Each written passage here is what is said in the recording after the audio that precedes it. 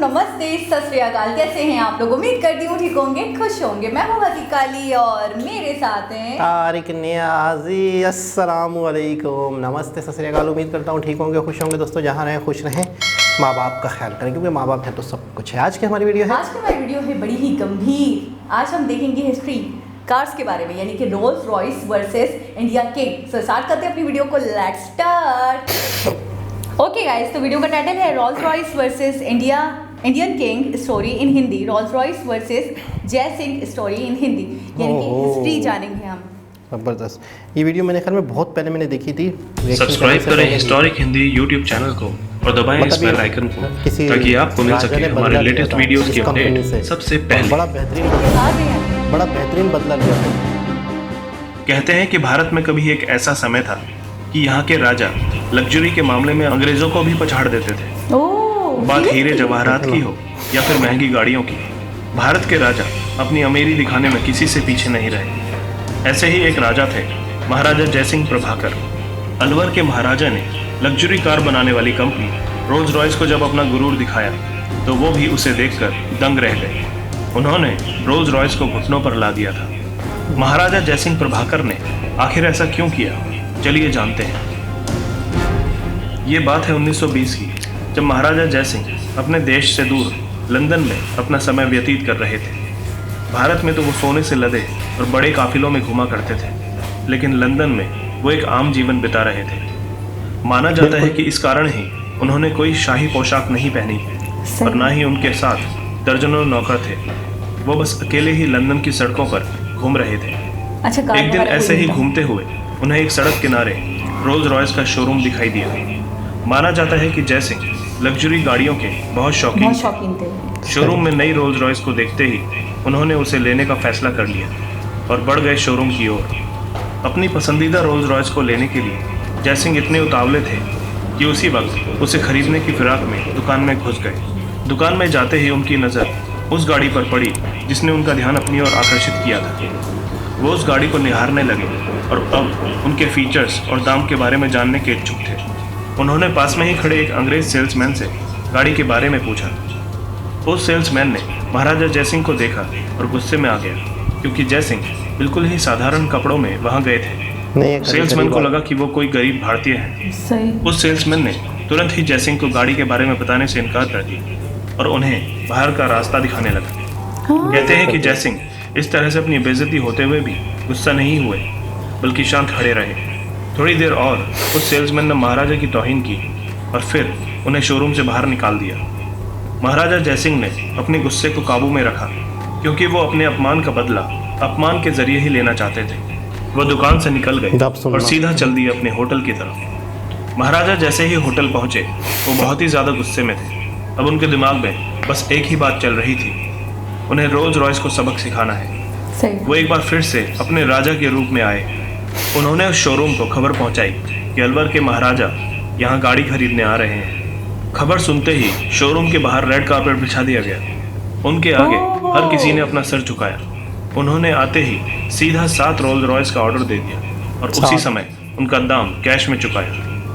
इतना बड़ा ऑर्डर सुनकर शोरूम में हर कोई हैरान हो गया। इतना ही नहीं, उन्होंने गाड़ियों को सीधा भारत अपने राजमहल में पहुंचाने के लिए कहा और साथ में उस घमंडी सेल्समैन को भी।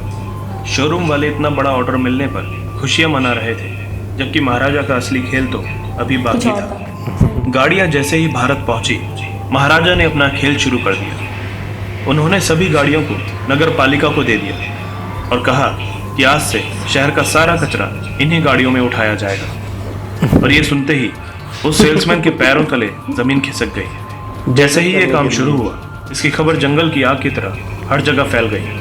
हर कोई ये सुन के हैरान हो गया कि भला इतनी महंगी गाड़ी कोई कैसे कचरा गाड़ी की तरह इस्तेमाल कर सकता है। हर सुबह उस लग्जरी गाड़ी को नगर पालिका के लोग कचरे से भरते थे, जिसे देखकर अंग्रेजों के चेहरे का रंग गायब हो जाता था। महाराजा जयसिंह का ये दांव देखकर वो सेल्समैन भी समझ गया कि उसने गलत जगह पंगा ले लिया।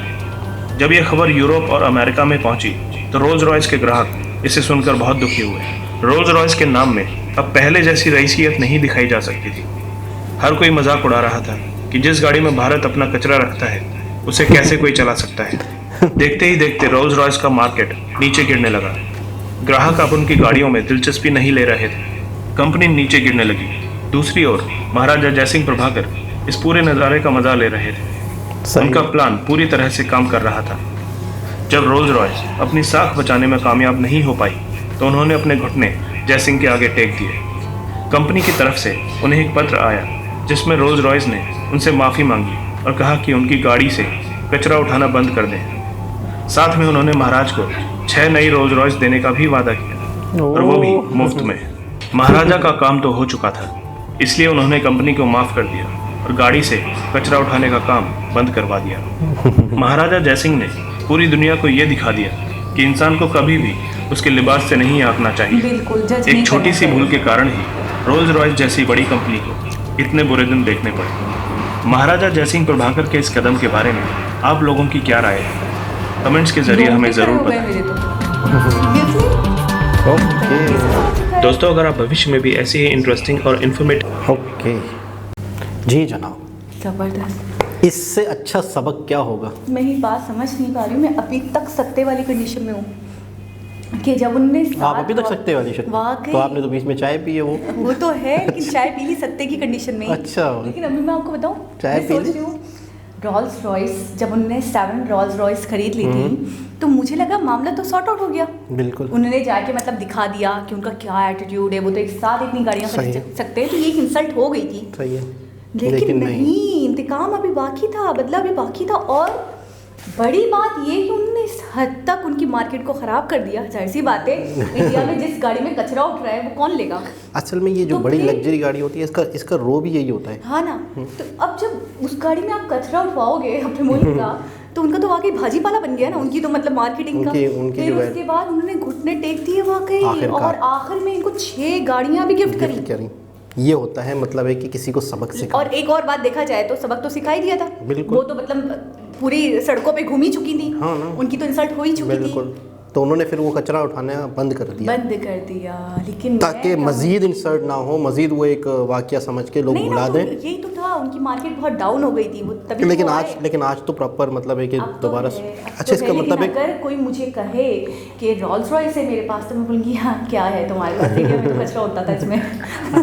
अच्छा एक चीज़ और है कि इससे हमें ये भी पता चला कि ये कंपनी इतनी पुरानी है। 1969 का इंसिडेंट इसका है। मतलब ये है कि ये बहुत टाइम से गाड़ियाँ बना रही है, और एक राजा महाराजाओं के शौक के हिसाब से। अच्छा, उनको ये है, मैं ये सोच रही हूँ कभी कभी ऐसा भी होता है हमारे साथ। अच्छा, नॉर्मली हम शादी के एक एग्जांपल ले लेते हैं कि जब हम किसी की शादी में जाते हैं ना, आप थोड़े से साधारण से कपड़े पहन लो, सिंपल टाइप के पहन लो, वाइट शलवार कमीज या कुछ भी XYZ, और आप जाओ, आपको वो इज्जत नहीं मिल रही होती है। सही। लेकिन अभी आप बहुत अच्छे हेवी, काफ़ी डिटेलिंग वाले ब्रांडेड डिज़ाइनर ड्रेस पहन लो और चले जाओ, तो लोग कहाँ उठाएं कहाँ बिठाएं? तो ऐसा क्यों होता है? लोग आपके मतलब ये हुलियों को देखकर क्यों जज करते हैं आपको? इसके अलावा भी मतलब है कि हम आम हालात में भी उस शख्स की ज़्यादा इज्जत कर रहे होते हैं जो पर्सनैलिटी वाइज चप्पल अच्छे पहने हुए हैं, कपड़े अच्छे पहने हुए हैं, अच्छी कंडीशन में, तो हम उसकी रिस्पेक्ट करते हैं, जबकि ऐसा होना नहीं चाहिए। अच्छा, कुछ लोग ऐसे भी हमने देखे हैं जो बहुत करोड़पति होते हैं, बहुत अच्छे पैसे वाले होते हैं, लेकिन सिंपल रहते हैं। अच्छा मैंने देखा है कि बहुत सारे लोग ऐसे हैं, बहुत सारे लोग मतलब आप सही कह रहे हैं। मिलीनियर अक्सर ऐसे हैं जो सादे रहते हैं। तो लेकिन हमें किसी को भी उसकी पर्सनैलिटी से, उसकी बातों से, इन चीज़ों से जज नहीं करना चाहिए। हम गलत हो सकते हैं। अच्छा, मैंने बचपन में ना बुक्स पढ़ते थे, तो मैंने एक बुक में पढ़ा था, वो बच्चों की कहानियों की बुक नहीं होती, तो हमारे बहुत इंटरेस्टिंग सा कैरेक्टर था एक, मुल्ला दो प्याजो। उसके मतलब किससे होते थे, तो उनका भी यही हुआ था कि वही शादी में गए, तो शादी में गए तो वो सिंपल से कपड़ों में चले गए। अच्छा, मैं ये सोच रहा था कि आप कोई और बात करें, फिर मैं ये कहानी का वाकया सुनाऊं, लेकिन आपको तो बाकायदा नाम याद है, मुझे नाम याद हाँ, नहीं था। मुल्ला दो प्याजो नाम था उनका। तो जैसे स्टोरी बुक्स आती है ना बच्चों के लिए, 5 क्लास 4 क्लास में बच्चे पढ़ रहे होते हैं ताकि उर्दू अगर उनकी अच्छी हो, तो ऐसी बुक्स थी। तो उसमें मैंने पढ़ा था कि वो गए किसी शादी में, तो वहाँ गए तो वहाँ उनको इज्जत ही नहीं मिल रही, क्योंकि उन्होंने पुराने से कपड़े, थोड़े से मतलब बहुत ज़्यादा बोसीदा से कपड़े, साफ तो थे लेकिन पुराने बहुत थे। तो उनको जिसने इनवाइट किया ना वो इज्जत दे रहा ना, वहाँ पे जो नहीं, उसे अंदर ही नहीं घुसने दिया, फ़कीर समझ लिया। नहीं, अंदर गए लेकिन इज्जत नहीं मिल रही थी, नहीं ना, खाना नहीं दिया ना तरीके से, नहीं नहीं। उसे अंदर ही नहीं आने दिया, उसे बाहर से ही फ़कीर समझ के धुतकार दिया गया। फिर वो गए, वो चेंज करके आए, हाँ। उन्होंने मतलब बड़े अच्छे कपड़े पहने, सब कुछ मतलब वेल रेडी होकर आए, तो उनको अंदर गए जब, तो बड़ी प्रायोरिटी दी गई, बड़ी इंपॉर्टेंस दी गई, बड़ा मतलब अहमियत दी गई, कहाँ खाना उसे आगे रखा, खाना दिया, पानी दिया, सब मतलब पूछा गया, तो उनको बहुत गुस्सा आया। याद है फिर क्या किया? बिल्कुल, बताऊँ, आगे बताऊँ? हाँ, तो फिर उन्होंने वो जो खाना था जो उनको परोसा गया या पेश किया गया, उन्होंने उठा के अपने कपड़ों पे डाल दिया और उन्होंने कहा ये आप जो इज्जत दे रहे हैं मुझे तो नहीं दे रहे, मेरे कपड़ों को दे रहे ना। तो इन्हें खाना चाहिए, इन्हें खाना चाहिए, मैं डिजर्व नहीं करता क्योंकि मेरी तो पर्सनैलिटी ज़ीरो हो गई। एक मैसेज था उनका कि अपना ही खाना जो उनको खाना था वो अपने कपड़ों को डालने लग गए। तो लोगों ने पूछा कि भाई ये क्या हो गया, तुम पागल हो गए हो क्या, ये खाना तुम अपने कपड़ों को ख़राब कर रहे हो? तो ये कह रहे हैं कि ये मेरे लिए थोड़ी है, ये तुम्हें इन कपड़ों के लिए, क्योंकि इन्हें देखकर आप लोगों ने खाना रखा है। अच्छा, ये ऐसा कैरेक्टर थे जो मज़ाहिया बातें करते थे लेकिन बहुत गहरी बातें कर देते थे। अच्छा, मुझे इनका नाम था, मुझे सिर्फ वाक़या याद रह गया था, लेकिन मुझे ये डिटेल नहीं याद थी कौन थे, क्या थे, कैसे ये था।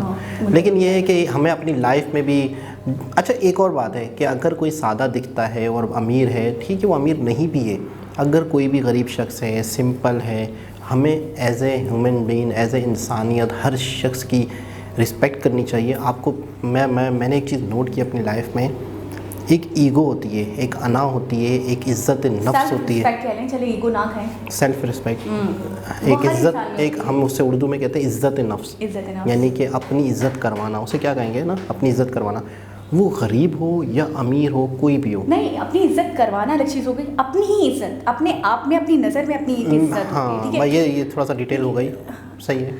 तो उसको जब आप मजरू कर देना, मजरू का मतलब क्या होता है कि आप किसी के साथ ऐसे पेश आए कि उसको वो अपनी नज़र में ही गिर जाए, यानी उसको ऐसा लगे कि मुझे इतना डिग्रेड करा, मुझे इतना इन्फीरियर, कमतर समझा, तो इसकी वजह से वो उसको बहुत ठेस पहुंचती है, उसकी सेल्फ रिस्पेक्ट को।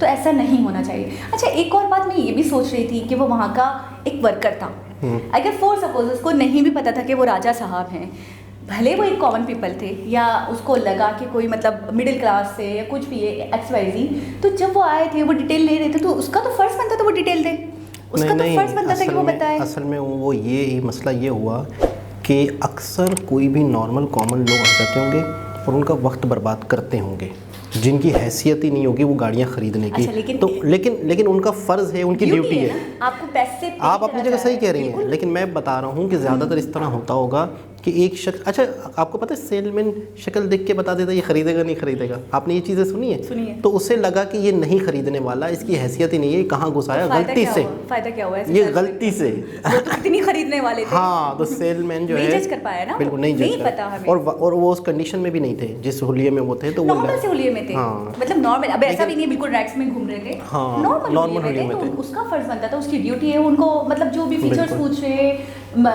डिटेल में पूछ रहे हैं, उसकी मतलब कॉस्ट पूछ रहे हैं, तो वो बताए, वो तो उसका ड्यूटी है। बिल्कुल। तो हमें अपनी लाइफ में भी हर शख्स से प्यार से, मोहब्बत से पेश आना चाहिए, चाहे वो अमीर हो या गरीब हो। बहुत ही एक सबक आमूज़ लेसन वाली वीडियो। दोबारा किसी और वीडियो के साथ आपसे मुलाकात होगी, जब तक के लिए अल्लाह हाफ़िज़।